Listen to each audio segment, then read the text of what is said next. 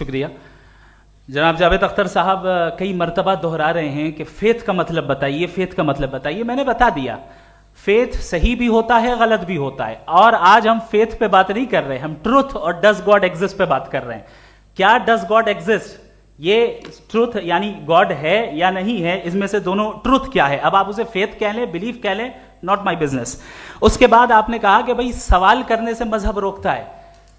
मैं कहता हूं जो रोकता है वो रोकता होगा, मैं नहीं रोकता, बल्कि सवाल करें, सवाल करना चाहिए। सवाल कर करके तो हम आगे बढ़ते हैं, तरक्की करते हैं, और इसीलिए मैं आज यहां पे आया हूं। लेकिन सवाल सिर्फ खुदा से नहीं होगा, आपसे भी होगा।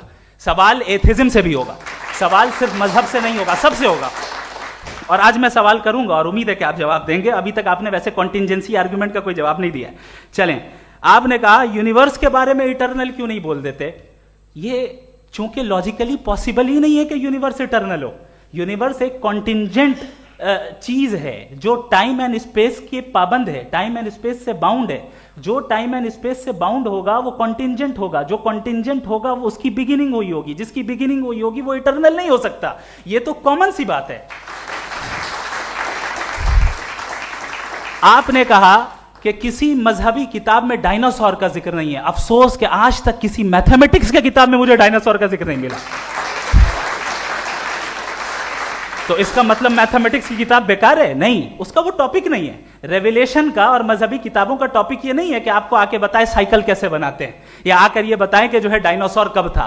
वो तो मोरालिटी सिखाने आया है, गॉड के बारे में बताने आया, नॉन फिजिकल रियलिटी की हकीकत को सिखाने के लिए आया। रिलीजियन साइंस को रोकता है? नहीं रोकता। अगर रोकता है तो गलत करता है। रिलीजियन साइंटिज्म को रोकता है, जिसमें हमारे जावेद साहब मुब्तला हैं। साइंस और साइंटिज्म में फर्क है। साइंटिज्म यह है कि आप समझें कि साइंस और साइंटिफिक मेथोडोलॉजी ये नॉलेज को हासिल करने का वाहिद सोर्स ऑफ नॉलेज है। यह है साइंटिज्म। हम इसे रिजेक्ट करते हैं।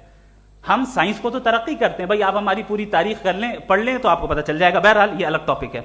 उसके बाद इन्होंने एक लफ्ज कहा, वेटिकन ने फतवा दिया। वेटिकन का फतवे से कोई ताल्लुक नहीं है, दोनों कॉन्ट्राडिक्टरी अल्फाज हैं। उसके बाद उन्होंने कहा कि भाई हमें नहीं मालूम। अगर नहीं मालूम तो क्लियरली कह देना कि नहीं मालूम है, इसमें क्या हरज है। तो वही तो मैं कह रहा हूं ना कि आप कह दें कि नहीं मालूम, लेकिन क्लेम क्यों कर रहे हैं कि गॉड एग्जिस्ट नहीं कर रहा है। आप कह दें नहीं मालूम है, हो सकता है हो सकता ना हो, लेकिन आप क्लेम कर रहे हैं। The moment you say God does not exist, this is a claim, and now the burden of proof is upon you too, जैसे हमारे ऊपर है। और क्यों है मैं बताता हूं, क्यों है ये भी मैं बताता हूं। फिलोसॉफिकली जो क्लेम होता है ना, सिर्फ ये नहीं होता कि इंसान कहे पॉजिटिव क्लेम करे और नेगेटिव क्लेम करे तो बर्डन ऑफ प्रूफ नहीं है। आप मिसाल के तौर पे मैं कहूं कि फुला उस कमरे में कोई नहीं है, मैंने एक नॉलेज का क्लेम किया है। उस कमरे में कोई नहीं है, मैंने एक नॉलेज का क्लेम किया। या तो मैं कहूं मुझे नहीं पता, हो भी सकता है नहीं भी हो सकता है, this is not a claim. लेकिन जब मैं कह रहा हूं कि वहां कोई नहीं है, या मैं कह रहा हूं वहां कोई है, दोनों क्लेम है और दोनों के ऊपर बर्डन ऑफ प्रूफ है। हमारे ऊपर भी बर्डन ऑफ प्रूफ है। मैंने कंटिंजेंसी आर्ग्यूमेंट दिया, इसे तोड़कर दिखाइए। आखिरी चीज, इन्होंने कहा कि खुदा दुनिया बनाने से पहले 150 साल पहले या करोड़ों साल पहले क्या कर रहा था। अरे हजरत,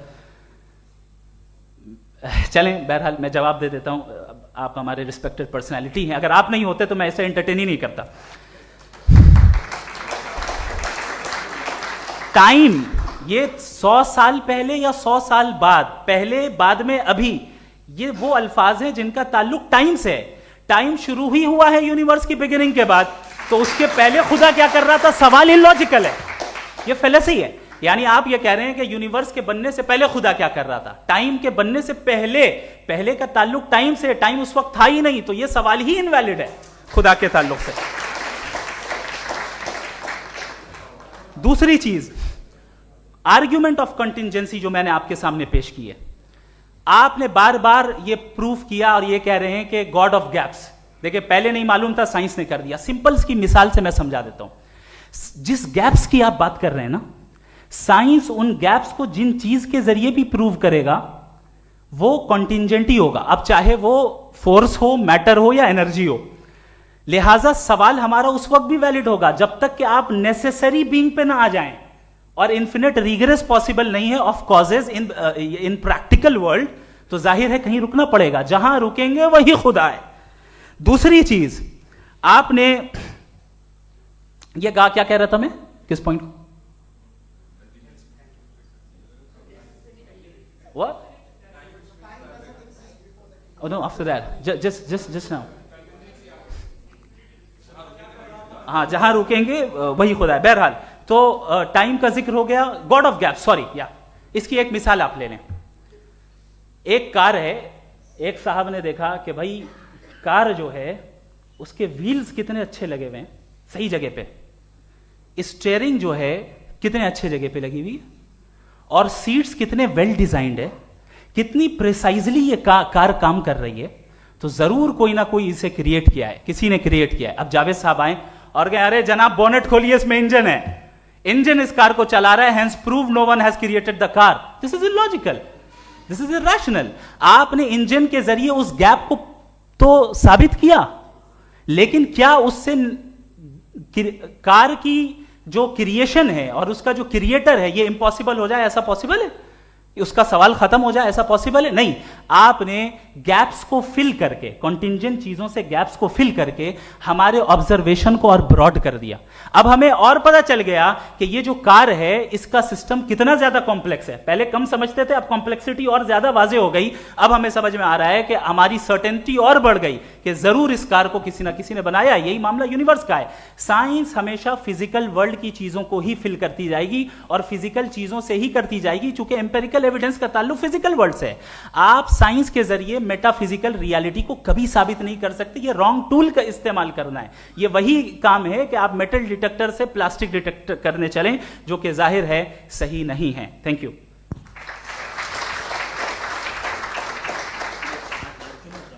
जी, ये आर्ग्यूमेंट का राउंड 2 है। हाँ। 7 मिनट है। पहले तो मैं आपसे अर्ज करूं कि आपने कहा कि जब कायनात ही नहीं थी तो वक्त भी नहीं था, कुछ भी नहीं था। कैसे नहीं था? खुदा था, एक एग्जिस्टेंस तो था ना खुदा का। तो जब खुदा था तो वक्त भी होगा। ऐसा नहीं है कि कुछ भी नहीं था, खुदा था। अच्छा, बाकी है कि आपने कहा साहब आप साबित कीजिए, आपके पास भी लॉजिक है, मेरे पास भी लॉजिक है। आप मेरा जिम्मेदारी नहीं है साबित करना कि खुदा है। बर्टन रसल ने बड़ी अच्छी बात कही। बर्टन रसल ने बड़ी अच्छी बात कही। मैं आपसे अगर ये दावा करूं कि एक चाय की केतली मरीख के चारों तरफ घूम रही है, मार्स के चारों तरफ, तो ये आपका काम नहीं है कि आप साबित करें कि कोई चाय की केतली नहीं है। ये मेरा काम है, मैंने दावा किया है।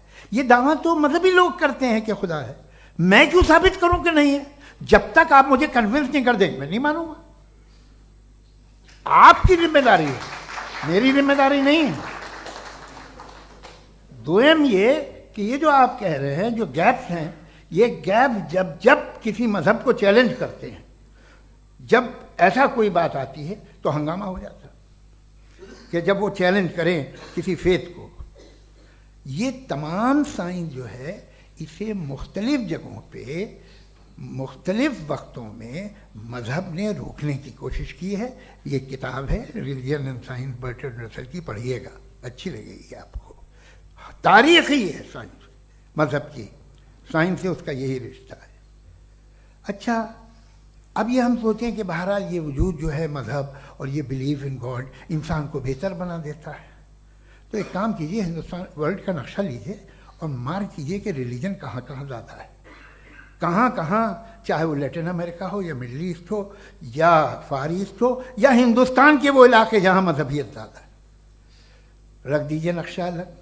अब दूसरा नक्शा कि कहाँ कहाँ नाइंसाफ़ी, रिप्रेशन, औरतों के हुकूक की पामाली, जुल्म, डिक्टेटरशिप कहाँ है, नक्शा एक ही होगा। तो आप मुझे बताएं कि जो इसका तरकीब इस्तेमाल क्या है। खुदा का तरकीब इस्तेमाल तो बताइए। आप छोटी सी दवा सड़क पे बेचते हैं, उसकी भी तरकीब इस्तेमाल बताते हैं। इसके इस्तेमाल से तो फायदा नहीं हुआ किसी को। जो सारे के सारे खराब मुल्क हैं, खराब समाज है, वो सारे जुल्म खुदा के नाम पे करते हैं। वो गलत करते हैं, सही करते हैं, मुझे क्या लेना देना उससे। इस्तेमाल से मालूम होता ना। एक विस्की की बोतल कभी शायद देखी हो आपने, लाल रंग की होती है, उस पर रोशनी और छपड़ा इंतहाई खूबसूरत लगती है, क्या बिगाड़ रही है किसी का? उसका इस्तेमाल गलत है, इसलिए आप उसे नापसंद करते हैं। इसका इस्तेमाल गलत है, इस तसव्वुर का इस्तेमाल ही गलत है और हमेशा से गलत हुआ है। आप देख लीजिए, इंसानी तारीख देख लीजिए, आज देख लीजिए, हिंदुस्तान देखिए, दुनिया देख लीजिए क्या हो रहा है। इसे कैसे इस्तेमाल कर रहे हैं फेथ वाले लोग?